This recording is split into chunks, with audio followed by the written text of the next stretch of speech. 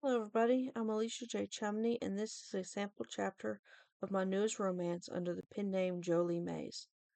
The entire Mistletoe Valley series is a small town, sweet or clean romance series inspired by Hallmark movies. There are all sweet romances that are interconnected standalones. Valentine's Day in Mistletoe Valley is book one in the series and releases on January 28th. I hope you enjoy it as I read chapter one. Um, Please excuse any mistakes. This is my first time reading chapter one aloud, and I thought I would just kind of do double duty and record as I'm reading it. Valentine's Day in Mistletoe Valley, a Mistletoe Valley story by Jolie Mays. Chapter 1. Every season, the small town in Mistletoe Valley holds some sort of fest to draw in tourists. If the town isn't decorated in snowflakes or hearts, pumpkins or shamrocks, something is wrong. That was how Bailey Ri- that was how Riley Bishop found herself struggling to string up a paper heart garland across the checkout counter in her bookstore. She would rather be doing anything other than decorating for a holiday she didn't like. Inventory came to mind. Getting an early start on spring cleaning also appealed. Right now, manhandling bookshelves and chasing spiders and dust bunnies sounded downright awesome. Her best friend and one of the town's council people had promised she would be back with some twinkle lights and more decorations to help get the store ready for Valentine's Day. It had sounded more like a threat than a promise. Krista Johnson knew how Riley felt about Valentine's Day.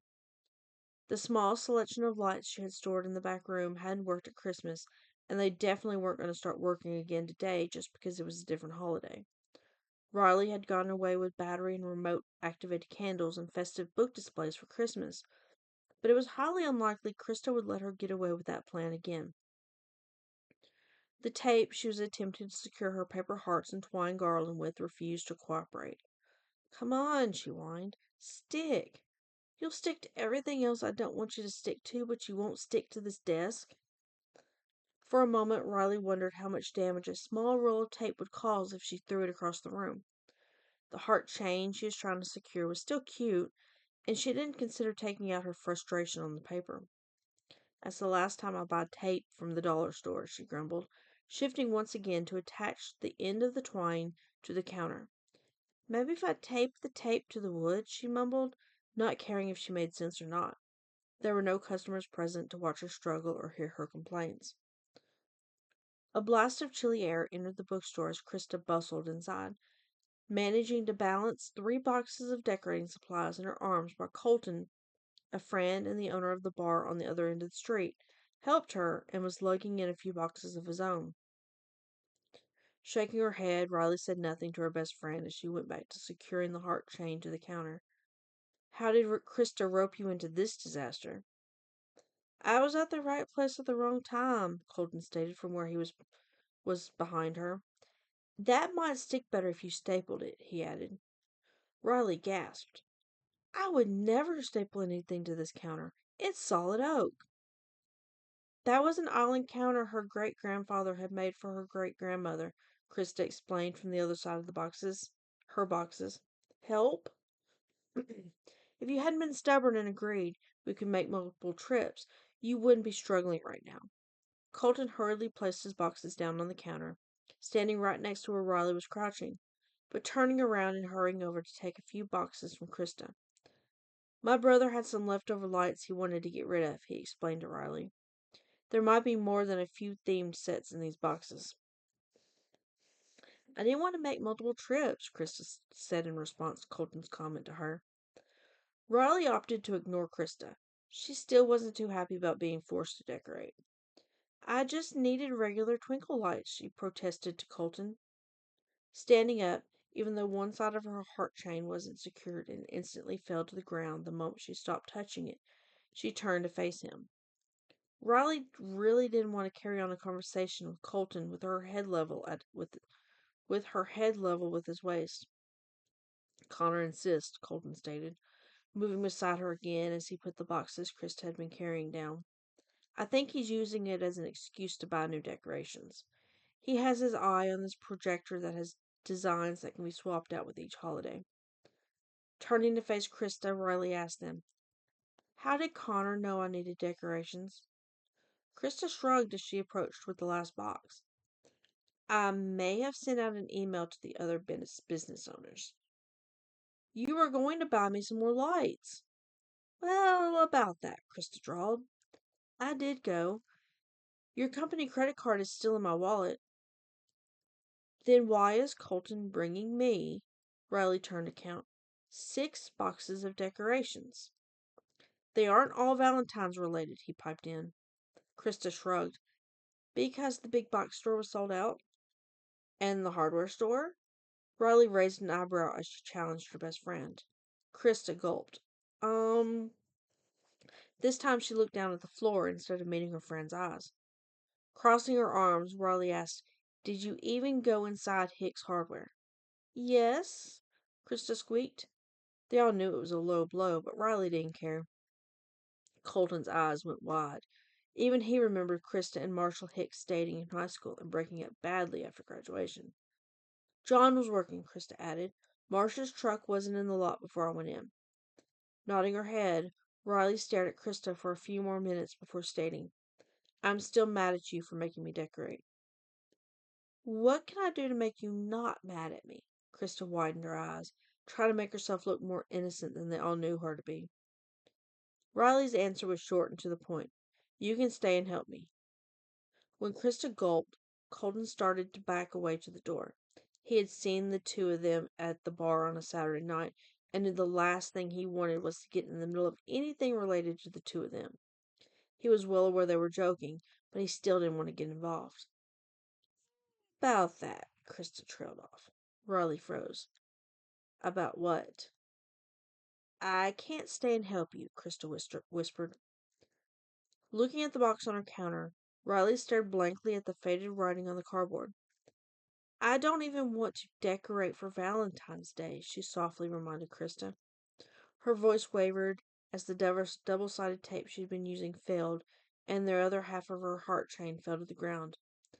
"I don't even like this holiday, and I'm supposed to comply with decorating because the town council insists. Isn't it enough that the outside is done? Why do I need to decorate the inside?" Krista started to move towards Riley before hesitating. She wanted to hug her friend, but didn't know if her gesture would be welcomed. "I'm sorry," she whispered instead. "It's because the book club meeting this month is a town advertised event." "I'll help," Colton found himself blurting out. Krista looked up. "What? You will?" Riley turned to look at him. "There are still a few hours until the bar opens, and I have to be there." "I know what's in the boxes anyway," he pointed out. Gesturing to one on an end, he stated, "There's not much need for Halloween decorations." Turning to stare at Krista, Riley quipped, "A little blood and gore sound good right about now." "Riley," Krista pleaded softly, "I have a meeting I have to get to, or else you know I would help you. That's what friends do." "Friends don't make friends decorate for the worst holiday ever," Riley tossed back. "I thought you loved Valentine's Day," Colton stated. "You decorated last year." Turning to face the bar owner, Riley asked, "Did you ever meet Mark Young?" Colton shook his head. "I can't say that I did." Riley closed her eyes before telling him something that had only been hinted at by the regular bar patrons whenever Riley and Krista visited. She expected to feel something, anything, but she only felt numb at the mention of her ex. It was surprising considering her reaction toward the holiday. Opening her eyes, she looked at Colton before saying, "That's because he moved away shortly after you moved back here to help Connor with the bar. Mark and his new wife, Crystal. Mark was my fiancé first, but he decided that Crystal was prettier and sparkled more than I did, and she would look better on his arm at his fancy lawyer events."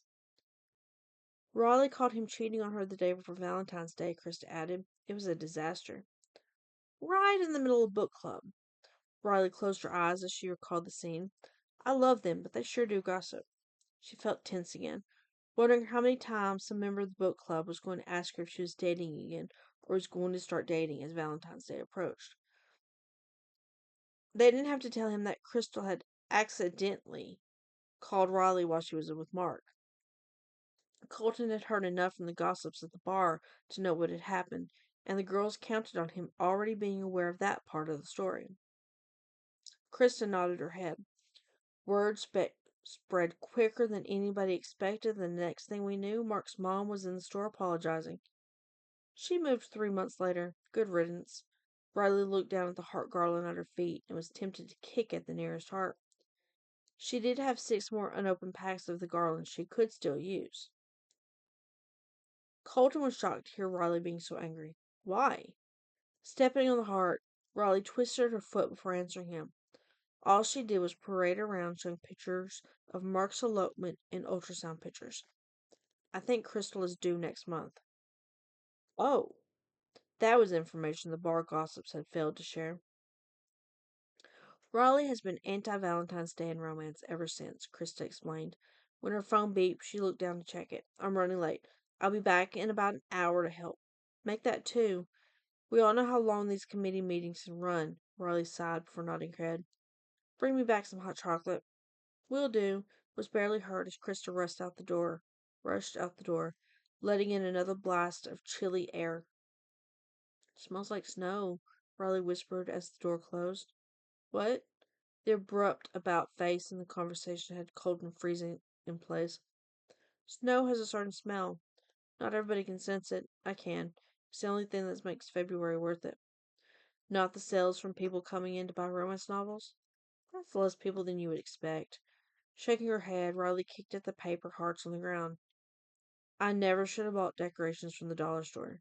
Sometimes you can get a bargain, but I should have known better. Colton didn't know what to say.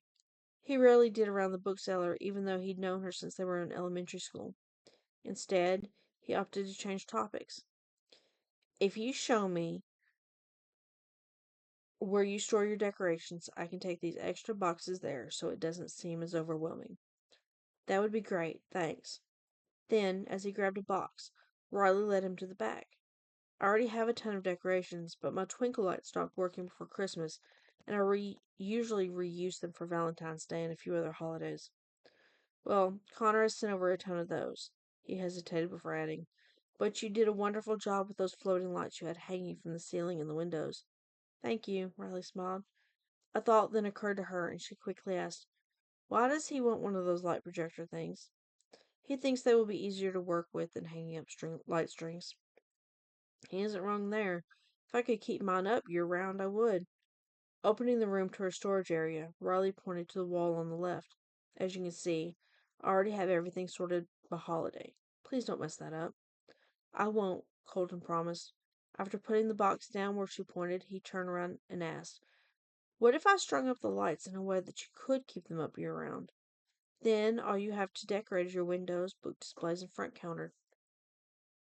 Tilting her head slightly, Riley replied, I'm listening. An hour later, Colton had the extra boxes stored away, found some adhesive hooks that Riley wasn't opposed to using, and was securing lights from where the wall met the ceiling across the bookstore.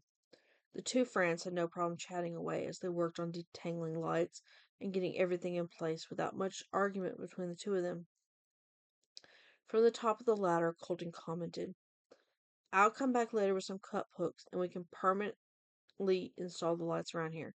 Then you never have to take them down, only turn them off. Riley considered his suggestion for a moment before nodding her head. As long as nothing is screwed or stapled to the counters or bookshelves, I'm okay with it. He didn't look away from what he was doing while he asked, if your great-grandfather made them, why aren't they still in the house? The question had been bothering him ever since Krista had pointed out that the counter and bookshelves were handmade. Riley sighed. Reason number 2 why I don't like Valentine's Day. My stepmother. She always overdoes it. Anyway, she wanted to remodel the farmhouse a few years ago, so I saved some of the counters and bookcases and brought them here. Dad let her, even though technically my brother inherited the house when my grandparents passed away. I'm sorry. She shrugged. It was almost 10 years ago, but Thanksgiving is still awkward. Where's your brother at? I haven't seen him around. I think he was in Connor's class. College. He's studying to become some sort of doctor. I think he has 2 more years left before deciding where he wants to live and work. Grandma always wanted Ridge to settle down back here and convinced Grandpa to change the will in hopes it would bring Ridge back. But 10 years ago means Ridge was 18. You were 16. Grandma didn't care. He got the house, I got the bookstore and the apartment over it. And your dad? Got the barn. Colton laughed at that. The barn. Dad never wanted to leave Mistletoe Valley. The farm is his life. Blanche isn't happy with that. Eventually, they'll have to move into the apartment over the barn, but she doesn't realize that it's Ridge's favorite place. If he moves back, he'll be living up there until he decides it's time to settle down and have a family. He won't kick Dad out of the only place he's ever lived. Attaching the last string of lights to the wall, Colton climbed down the ladder. How does it look? Riley went to turn the twinkle lights on and turn the overhead lights off. The entire bookstore was bathed in the soft glow of the slowly blinking twinkle lights as they both admired Colton's work. It looked a lot better than I would have done, she confessed. I might even let you staple them to the ceiling. Colton shook his head. No, you want cup hooks. Then you can hang things from the hooks like you do in the windows and at your displays. Sighing, Riley shook her head before turning a third of the overhead lights back on, leaving the room dimmer than before, but pretty as the twinkle lights did a decent job keeping some of the darkness at bay so people could still see the books. I don't have many displays ready. I really should have had them done yesterday, but I spent forever picking out books for the blind date with the book display and wrapping them, that I didn't think about the other displays. Blind date with the book? Riley led him over the display. Yeah, I wrapped the books up. They look fancy, Colton interrupted. Are those pockets? Yes, I put some annotation tabs, a decent pen, and a few stickers into the pockets. On the back, I have a label that tells my customers what the book's genres are, a brief synopsis that doesn't give away the book title, and a price sticker. And they're wrapped in craft paper? Riley raised an eyebrow. I have a cousin who has kids. She'll spread out some brown or white craft paper on the table and let them color. They like playing tic-tac-toe and hangman on the paper, too. Craft paper is thick. They can't see the book cover and title through the paper, and I can write on the paper without it bleeding onto the book, she explained. Good idea, he said, while staring at the wrapped books for a little longer. An idea was starting to form, but he didn't know if he would be able to pull it off. Learning Riley hated Valentine's Day had thrown a monkey wrench in his plans, but maybe this new idea could work. He pushed it to the back of his mind to ponder over later. Before he could say anything else, Krista burst through the door. I'm sorry I'm late. Mr. Thomas decided to rant about the safety features at Mistletoe Valley Farms as if Kane doesn't know what he's doing. The Crenshaws have been running town events for generations now. Looking up, Krista spotted the lights and drew in a breath. Oh, that's lovely. She sat down a carry-out drink container filled with hot chocolate and the plain black coffee she bought in case Colton was still helping. We still have to line the bookcases and the checkout counter, Riley pointed out. I might put those flameless candles I used for Halloween and use those on the bookcases instead of more string lights. And there's some hearts that'll be hanging from the ceiling, Colton added. But I need to get some cup hooks first. Pulling off her coat, Riley adjusted the sleeves of her sweater. Well, let's get started. What do you need me to do? I have a list of books I want to be used as displays. You can get those off the shelves while I locate the candles. While assigning Krista a task, Riley ignored the disappointment she felt that Krista had returned and it was no longer only her and Colton working together. And I'll run to get some cup hooks, Colton announced. Wait, Riley stated. Here. Reaching into her pocket, she pulled out a tin for the cup hooks. And don't forget your coffee, Krista reminded him. It's cold outside. Nodding his head, Colton accepted the coffee, but left the building without accepting Riley's money. They watched him leave. Slowly, Krista turned to Riley and asked, What happened while I was gone? Shaking her head, Riley said, Nothing. Reaching for her hot chocolate, she added, He helped me with the lights. That's really it. Nodding her head slowly, Krista said, Yeah, sure. Just go get those books, Riley sighed. I'll get the flameless candles. She started walking away to the back. This isn't the end of my questions, Krista called out. Yes, it is, Riley's muffled voice floated back to her. End chapter 1. I hope you enjoyed this sample of Valentine's Day, Mistletoe Valley, and might be interested in grabbing a copy or reading it through Kindle Unlimited when it releases on January 28th. Happy reading. Have a good day.